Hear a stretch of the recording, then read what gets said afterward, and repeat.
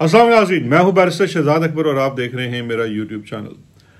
नाज़रीन, इस वक्त पाकिस्तान के अंदर सबसे बड़ी बहस जो नई आगाज़ हो चुकी है वो यही है कि इमरान खान साहब ने जो बातचीत की, आगाज़ की,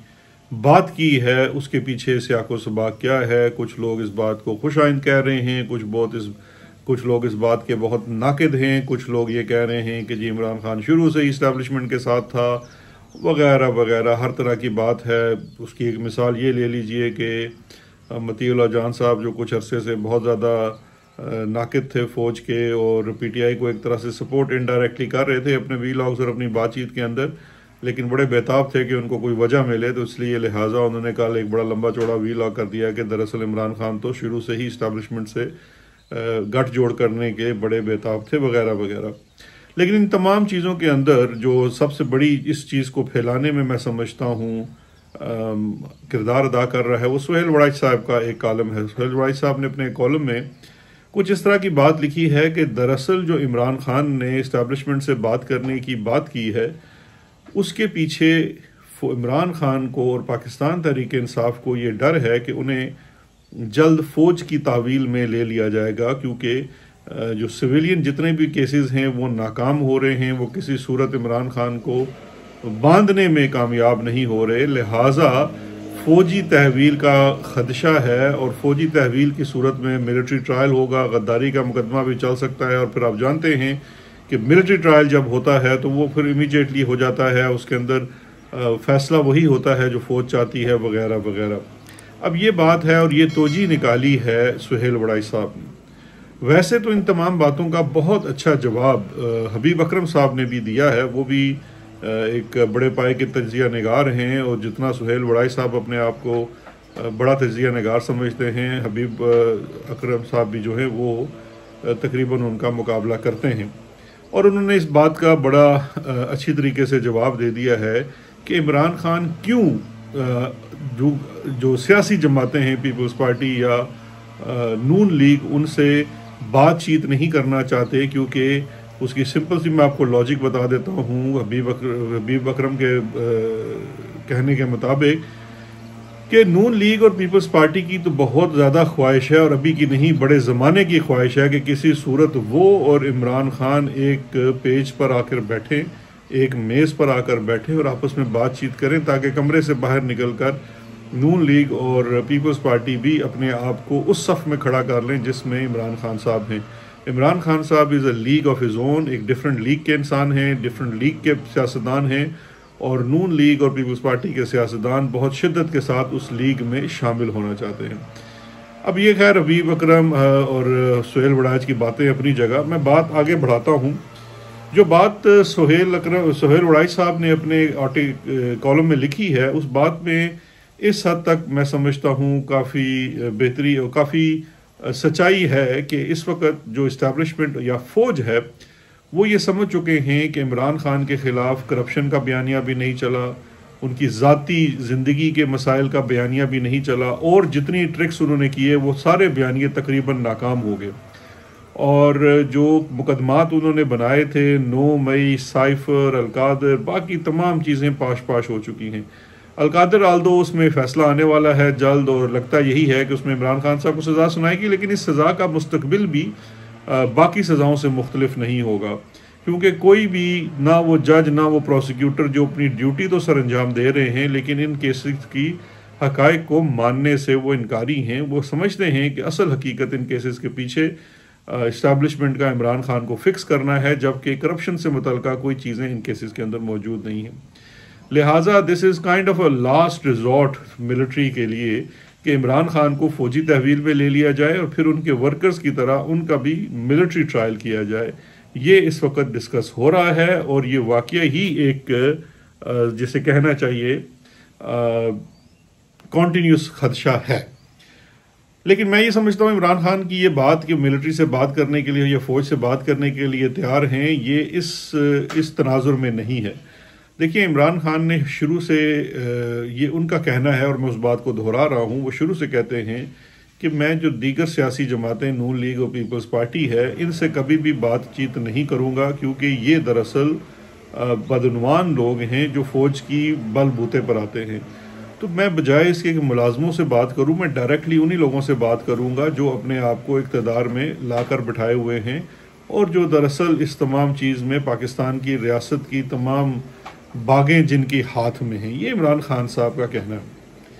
تو لہٰذا ان کی دوبارہ یہ بات کرنا کہ وہ بات چیت کے لیے تیار ہیں، میں نہیں سمجھتا کہ وہ ملٹری کی تحویل کے خدشے کی نظر میں کر رہے ہیں۔ دیکھیے ابھی تک ملٹری کی یا فوج کو ایک چیز یہ حاصل تھی کہ سب کچھ قانون اور قاعدے کے مطابق ہو رہا ہے، آئی ایس پی آر بھی اپنی بات چیت میں یہی کہتا تھا۔ آج اگر فوج عمران خان کو اپنی تحویل میں لے لے گی تو یقین جانیے پھر فوج اس پاکستان کے مقبول ترین لیڈر کو اپنی تحویل میں لینے کے بعد پاکستان کے عوام کے سامنے کھڑی ہو جائے گی۔ اور پھر میں یہ سمجھتا ہوں کہ جو فوج اس وقت اپنا ایک نیریٹو بنانے کی کوشش کر رہی ہے اور عوام کی سپورٹ حاصل کرنے کی کوشش کر رہی ہے، یقین جانیے کوئی بھی فوج اپنی عوام کی سپورٹ کے بغیر زیرو ہوتی ہے۔ تو یہ کہنا کہ عمران خان کو گرفتار کر کے فوج کی تحویل میں لے لینے سے کوئی قیامت آ جائے گی، یہ بات درست ہرگز نہیں ہے۔ میں یہ سمجھتا ہوں کہ یہ فوج جو کرنا چاہتی ہے بے شک کر لے۔ عمران خان صاحب کو فوجی تحویل میں لینا چاہتے ہیں، سو بسم اللہ ان کو فوجی تحویل میں لے لیں۔ ان کے ورکرز جو ہیں 100 سے زائد ابھی بھی ملٹری کی تحویل میں ہیں، جن کے اوپر ایک میں سمجھتا ہوں انتہائی جعلی قسم کے کیسز بنائے گئے ہیں جو تمام عدالتوں سے ریجیکٹ ہو چکے ہیں۔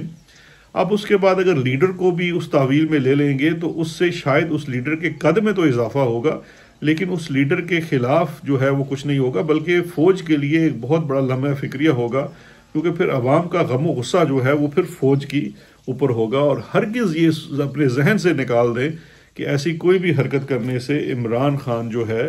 وہ کسی بھی صورت جو ہے وہ ختم ہو جائے گا، یا جو پاکستان تحریک انصاف ہے وہ ختم ہو جائے گی، یہ کسی صورت بھی ممکن نہیں ہے۔ لہٰذا ہمارا یہ کہنا ہے کہ اگر عمران خان صاحب کو فوجی تحویل میں لینا ہے تو لیں، ضرور لیں، اور اپنا یہ والا شوق بھی پورا کر لیں، کیونکہ آپ یقین جانیے جس طرح سے آپ کا پچھلے 1 سال سے زائد کا جو کریک ڈاؤن ہے اور تمام مقدمات کا معاملہ ہے وہ زمیں بوس ہو گیا، تو یہ والی بھی جو تحویل ہے یہ بھی الٹا ہی آپ کے گلے میں پڑنے والی ہے۔ بات کو آگے بڑھاتے ہیں الیکشن میں کرپشن۔ اب دیکھیے، اب اس سے اس وقت میں آپ کو بڑی انٹرسٹنگ چیز بتاتا ہوں۔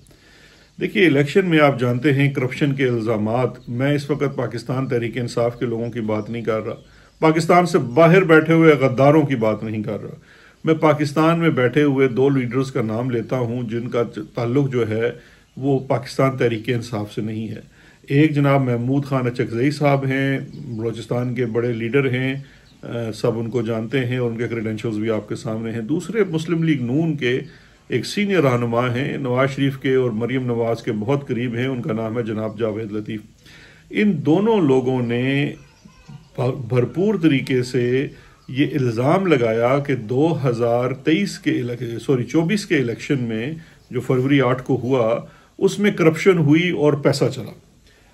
اور یہ الزام انہوں نے تواتر کے ساتھ لگائے۔ اب ہماری اطلاع یہ ہے کہ اس الزامات کی انٹرنلی ملٹری کے اندر، فوج کے اندر تحقیقات بھی ہوئی، اور ان تحقیقات سے یہ بھی پتہ چلا کہ جناب یہ الزامات کافی حد تک درست ہیں۔ اب یہ جو الزامات تھے اور ان کے تحقیق کے مطابق کن کن شہروں کے الیکشنز کے اندر پیسہ چلا وہ ہمارے سامنے لسٹ موجود ہے۔ اس میں پشاور میں پیسہ چلا ہے، ڈی جی خان میں پیسہ چلا ہے، فیصل آباد میں پیسہ چلا ہے، شیخو پورہ میں پیسہ چلا ہے، لاہور میں پیسہ چلا ہے، اور اسلام آباد میں پیسہ چلا ہے۔ اور بقول اس خبر کے ہائیسٹ بڈر، یعنی کہ ہائیسٹ بڈر بلا تفریق پارٹی، اس میں تمام سیاسی جماعتیں شامل ہیں، ان کے لوگ شامل تھے، چاہے کسی کا تعلق بے شک بھی تحریک انصاف سے ہو، نون لیگ سے ہو، پیپلز پارٹی سے ہو، یا کسی چوتھی جماعت سے ہو۔ ان جن شہروں کا میں نے نام لیا، اس تحقیق کے مطابق، اس رپورٹ کے مطابق ہائیسٹ بڈر کو جتایا گیا۔ اس کے لیے چاہے کسی جگہ، جس طرح آپ نے دیکھا NA 130 کے حلقے کے اوپر جو نئی رپورٹ آئی ہے پتن نامی تنظیم کی، کہ جس میں جو جتنی ووٹیں، اگر ٹوٹل ووٹ تعداد 100 ہے تو ادھر 120 ووٹیں پول ہوئی ہیں، اس قسم کی بھی دھاندلی کی گئی، اور جن لوگوں نے بھی سب سے زیادہ رقم ادا کی ان کو جتوایا گیا۔ اچھا، مزے کی بات ہے کہ اس تحقیقات کے مطابق ایک ایسا OC جو ISI کا OC ہوتا ہے، جس کو باقاعدہ طور پر جاوید لطیف صاحب نے نامزد بھی کیا، وہ قصوروار ٹھہرایا گیا اس انٹرنل انکوائری کے مطابق۔ لیکن میں اب آپ کو مزے کی بات یہ بتاتا ہوں کہ اس شخص کے اوپر کوئی کارروائی نہیں ہوئی، اور کیوں کارروائی نہیں ہوئی یہ بڑی مزیدار خبر ہے، کیونکہ ہمیں یہ رپورٹ ملی ہے کہ وہ صاحب جو آج کل او سی ہیں ایک شہر میں، وہ دراصل آج سے کچھ عرصہ پہلے، آج سے 4-5 سال پہلے وہ ایم آئی کے اندر بھی تھے، اور جب وہ ایم آئی کے اندر تھے تو ان کی تعیناتی راولپنڈی میں تھی، اور راولپنڈی میں وہ جناب ہمیں یہ بھی بتایا گیا ہے کہ اکثر قاضی فیض عیسیٰ صاحب کے ساتھ واک کرتے پائے گئے ہیں، کیونکہ آپ کو یاد ہوگا کہ میں آپ کو پہلے ہی اطلاع دے چکا ہوں کہ جب قاضی فیض عیسیٰ کے ساتھ ریفرنس فائل ہوا تو بعد میں جو جناب قاضی صاحب ہیں انہوں کی کوئی جو ہے سیٹلمنٹ ہو گئی فوج کے لوگوں کے ساتھ، جنرل باجوہ کے ساتھ، اور یہ تمام کام جو ہے رپورٹڈلی آئی ایس آئی کی جگہ ایم آئی کے تھرو کیا گیا، اور یہ صاحب جو تھے وہ اس وقت تھوڑے سے جونیئر تھے، زیادہ جونیئر نہیں تھے، اور یہ تقریباً پھر ڈے ٹو ڈے ہینڈلر بنے، اور پھر اب سوال یہ اٹھایا جا رہا ہے کہ یہ اکثر واک بھی کیا کرتے تھے قاضی القضاء کے ساتھ، اور اس وقت ان کا نظام کے اندر جب تک یہ ہیں، فوج کا بھی یہ فیصلہ ہے کہ بھائی ٹھیک ہے، وہ کہتے ہیں نا کہ ڈانٹ ڈپٹ کر کے اور اس کو کہا انسان کے بچے بنو، باقی کچھ بھی نہیں کیا، اور وہ مال بھی اپنا کہتے ہیں نا اندر کر لیا، اور مال اندر تے چوہا جلندر والی رپورٹ ہے ان صاحب کی، اور یہ اس وقت ان کی کیا کہتے ہیں انٹرنل رپورٹ ہے جو ہم آپ سے شیئر کر رہے ہیں۔ اب دیکھتے ہیں کہ کب وہ وقت آئے گا کہ جب اس الیکشن کی جو بندرباٹ ہے اور اس کے اندر ہونے والی کرپشن ہے، جو شخصی سطح پہ بھی کرپشن ہوئی ہے، اس کے اوپر ملٹری کیا قدم اٹھاتی ہے۔ اچھا، اس کے ساتھ ہی فوج کی طرف سے جانیے، دیکھیے کہ کچھ تو ڈیسپریٹ قدم اٹھائے جا رہے ہیں، جس میں سے ایک ڈیسپریٹ قدم جو ہے وہ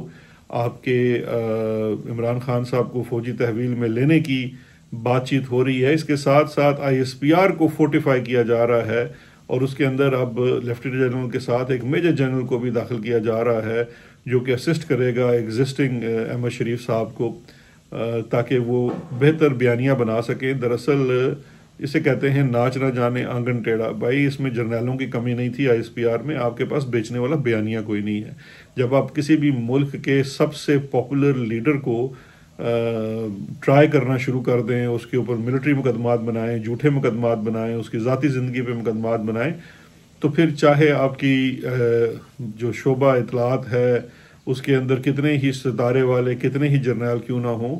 وہ کامیاب تصور نہیں ہوتا، وہ ایک کمزور شعبہ ہی گنا جاتا ہے، اور وہ اپنا نیریٹو نہیں بیچ پاتا۔ یہی دراصل مصیبت ہے۔